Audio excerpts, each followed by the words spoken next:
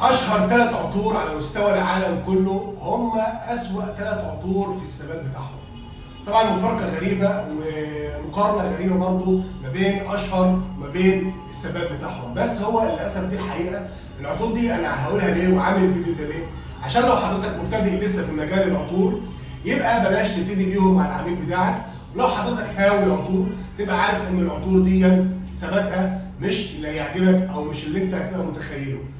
ليه ثبات العطور دي كده؟ هقول لكم في الاخر الفيديو ليه ثبات العطور ضعيف وليه هي مشهوره قوي وهي تنفع فيه بالظبط. بس الاول هقول لك ايه هم ال3 عطور دول. اول عطر هو سوفاج ديور، ثاني عطر هو بلو دي شانيل، ثالث عطر هو كيلفين كلاين او الاختصار بتاعه سي كي.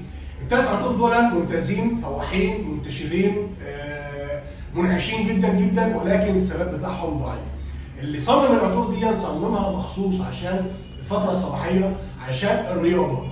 يعني 90% من استخداماتها للرياضه. طبعا معروف اي رياضي بيلعب ساعتين 3 بالكثير وبعد كده بيعمل تبديل للملابس وبيعمل تعديل او تحديث للعطر بتاعه.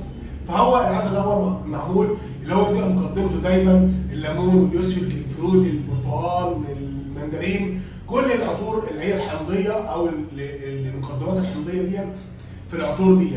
يبقى ال3 عطور دول انا بقولها لكم نصيحه عشان تاخد منهم ثبات كويس، وفوقان كويس لازم تمكسها مع اي عطر تاني. يعني مثلا سوفاج ممكن تمكسها مع فواياج، ممكن تمكسها مع انفيكتوس هتدي لك ريحه حلوه وثابته. وبالنسبه لبلو دي شانيل ممكن تمكسها مع عود ابيض.